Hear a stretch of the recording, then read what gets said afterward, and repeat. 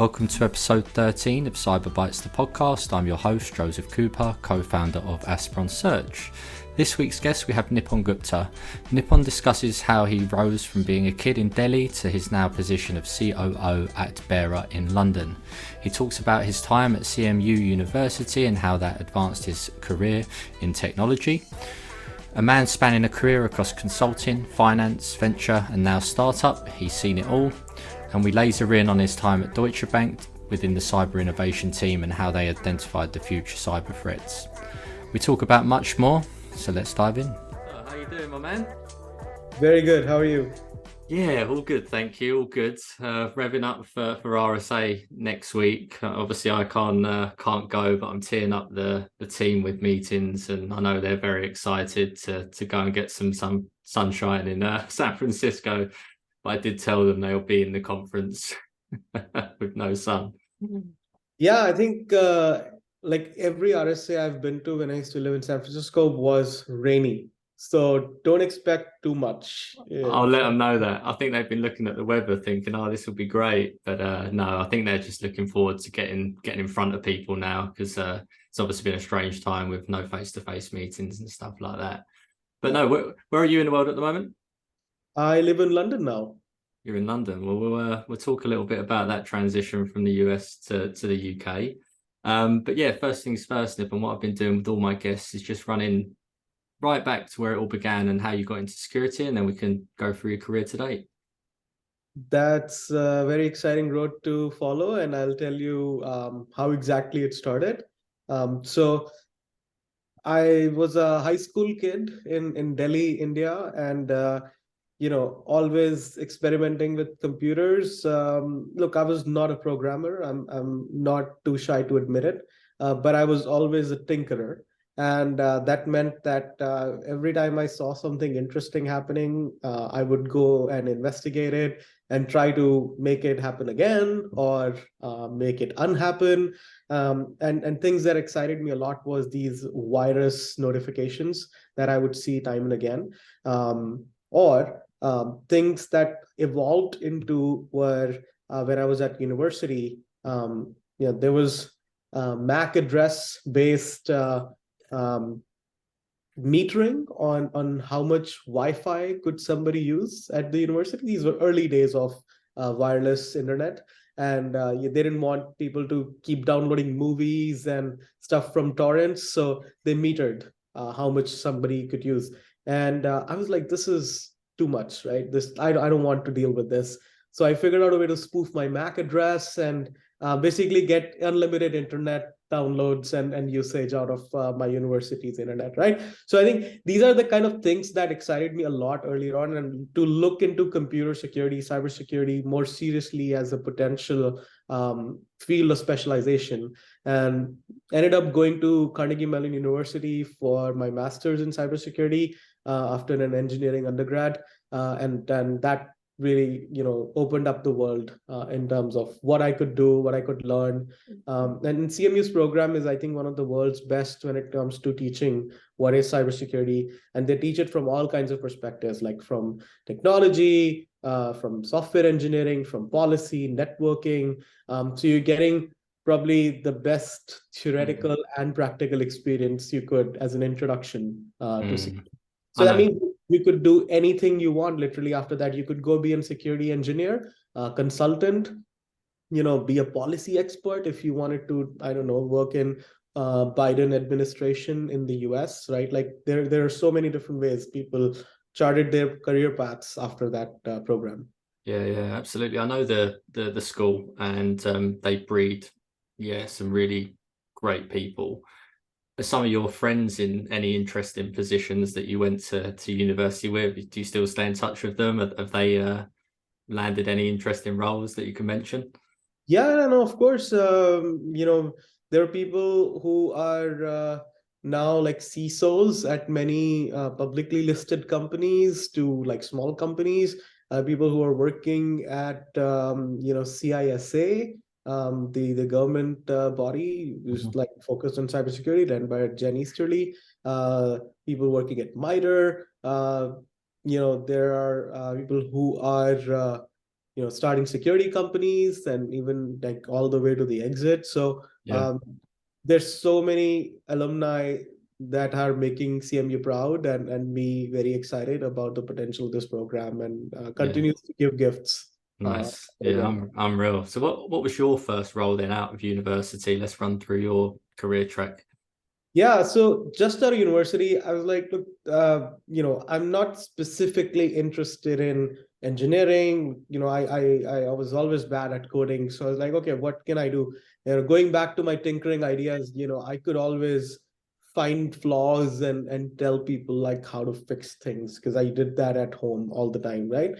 For their computers that were buggy or that were not like doing well, I could do that. So I was like, okay, let's try this as a corporate job. So started as a consultant at PwC, where the idea was to kind of be a part of the technical team that would go to the clients and pen test their networks, their applications, and give them results in a consumable language, present it to senior leadership, help them understand how important is security, but at the same time, like um, make it actionable, right? So that was always the focus for a consultant type like job at a PwC.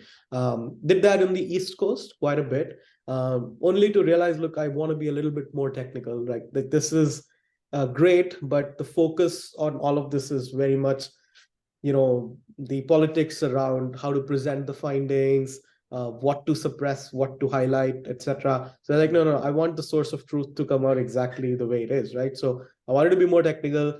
Found another job at a company called ISEC Partners, and they were really focused on application security. So their job was to consult companies like Facebook, Dropbox, the high tech industry in the Silicon Valley, to help them build and ship more secure software, right? Or to help them find security issues in their software in production. So I think it's probably the best training ground that anyone in software security can expect. People who work there or who were the founders went on to lead security at companies like Facebook, Airbnb, etc. So gave probably the best experience anyone could expect, and I learned a lot during that time, and actually is some of the basics that are really important for what I do today in my day job. And yeah, from that point on, did several different roles in consulting. Wanted to move to more strategic, more important role in consulting. Went on to Deloitte, where I worked for larger, more complex kind of problem sets, and then eventually kind of got tired of finding problems and reporting them, right? So the idea was, okay, like what can I do? So maybe I can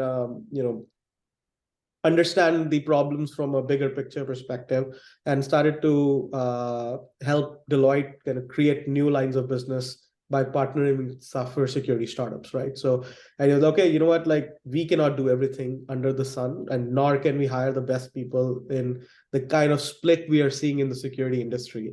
So how do we make that happen without scaling ourselves? So partnerships was the next best thing, and we carved out a venture fund for it. We invested in some companies indirectly through another venture fund. So lots of things that an average like security consultant never gets to do, was the exciting part there. Yeah, I was going to say, because that for me, that seems like a really interesting role that you don't really see on many resumes, like that cyber innovation. So that all started at Deloitte. So you spent about 4 years there looking, is that about right? Was you around 4 years there? Yeah, 4 years looking into this, and finally being very serious with the corp dev team and investing in a VC, and signing partnerships, training our partners. As a senior consultant manager, you rarely get a chance to act in this role at a company like Deloitte. So I think I was fortunate that I was at the right place, right time, but also had a lot of passion for doing this, which made me valuable for these projects at Deloitte. Yeah. The exposure in that role, so obviously you started your career as a technical guy, and then you've then come into this sort of venture world, and I know that sort of you've continued to do that. So let's talk a little bit more. So after Deloitte, you ended up, where was you after that? So I think then it was all about have having done consulting for such a long time. You always feel that you're only seeing this problem from the external standpoint. So where is that perspective? It wasn't full enough, it wasn't rich enough for me to learn how to solve security problems until I was on the other side, until I could actually do something that was impactful. So Deutsche Bank's opportunity to do this was rightly placed for me, where I didn't need like super deep experience as a defender, but I could still contribute to the defending at Deutsche Bank by helping them discover the newest and the best possible fits for their gaps in their cybersecurity Yeah, posture. while she was at DB, Deutsche Bank, I saw that you spoke about quantum computing. This might refresh your memory. And I was at DEF CON last year, and then I saw that they had their first quantum computing village last year. So you were speaking about that, what, 5, 6 years ago? Was that about right? And then it's the first village. Can you just talk to me a little bit about what that specifically was? And it's Absolutely. obviously, I think it was one of the most exciting things, as a cyber innovation lead, I was able to do. Look, Deutsche Bank is such a unique place.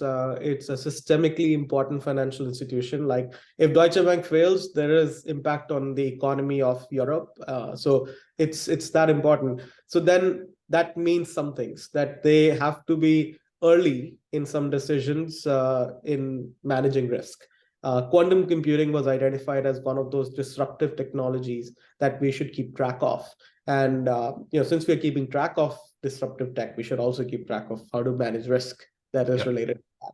So our cybersecurity team was fortunate enough to have PhD researchers in cryptography who were passionate about understanding, identifying risks, and managing them in when it comes to quantum computing. Also, like diving deep, you start to see that this is not just about having a quantum computer today, right? Because let's say quantum computer gets released in 10 years or so, but by that time, you also have the capability to break encryption, right? And I'm simplifying it a lot, right? Like, at the end of the day, if you can break known encryption algorithms 10 years later, do you have the time now to fix your encryption algorithms or upgrade them? No, right? So I think this has to be planned well in advance and understood well in advance. And so we did that research, understood what was at risk at Deutsche Bank, and started to kind of create a migration path to more secure quantum proof Nice. encryption. And that was and that's what is expected by Deutsche Bank's clients, right? Like, they want to see Deutsche Bank investing into things that are almost impossible for a startup to do, right? Yeah. So that was exciting. Yeah. Is there any other projects at that particular time that you worked on that you found really interesting? That was just one I pulled off your LinkedIn that looked pretty cool. Do you remember any of the others specifically? Yeah, I think another one we invested in was deception. I think looking at the estate of Deutsche Bank, it's hard to protect everything in a successful, confident manner, right? So, what about the places where we couldn't focus so much, but still were important, or we couldn't get to as soon as possible when it comes to defending or protecting them to the level we wanted to. And I think for those places, it was very exciting to kind of explore how can we augment that capability with things like deception, where we want to understand how attackers want to potentially try and breach, potentially try to attack us. And with that capability, we were able to get a lot of insight into their patterns and accordingly focus on what's important to protect, in terms of, instead of doing like everything under the sun that you would want to as a Deutsche Bank. So you really focused on things that were important to protect from a capability perspective, from a controls perspective, rather than try to do everything. Yeah, So cool. that was another interesting one for us. Nice. So when did you end up joining Devo? When did that, was that after Deutsche Bank? So I think during the middle of pandemic, my wife and I started talking about life, philosophy, and a lot of things that came under question when the humanity was under such a big threat, right? Mm. And one of the things we always wanted to do is like try to live in different continents, and we were born in Asia and then lived in US for a little bit, but what about Europe, right? That was a big question mark, and we really were excited to explore this more. And London seemed to be in the best of both breeds. Like, I know Brexit has happened, not officially European Union, but still this is European as a continent. So, and it gives you the proximity to all things healthier and romantic Yeah. in essence, right? So that was the imperative excitement that we wanted to explore with this move, and that happened. And during that time, figured out that a role with Devo as a field CISO would be exciting, and so I started there right after.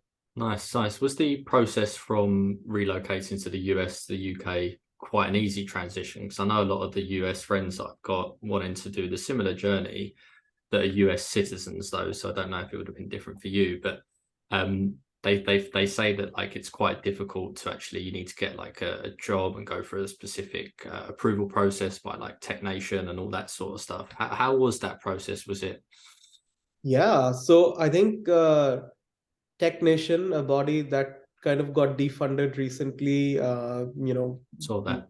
is responsible for issuing visas to the next generation of digital talent in UK. And they make it super easy once you get the visa to live here, become a citizen. So I think I identified that as the only way if we were to go and live in the UK, because it gives you the freedom of movement between companies and all that, Yeah. right?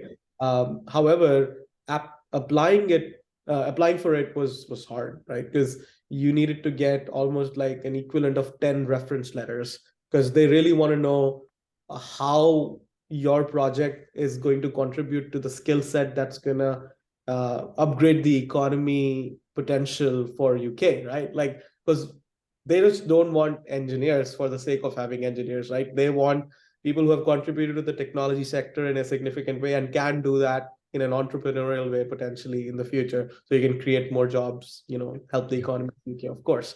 And that was deep, right? I had never done anything like that before, so I equated to like a business school application, right? So but yeah, I think at the end of the day, Yeah, for nice. that, yeah. Awesome. Yeah, yeah. So joined Devo, come into the UK, moved to London, joined Devo. But I know you've just recently taken the COO role at Bearer a month ago, something like that. It feels like 2 years, but yes, it is 2 months.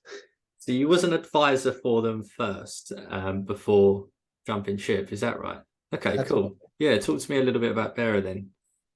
Yeah, so Bear is a really exciting company that was introduced to me by one of their investors, Alvin.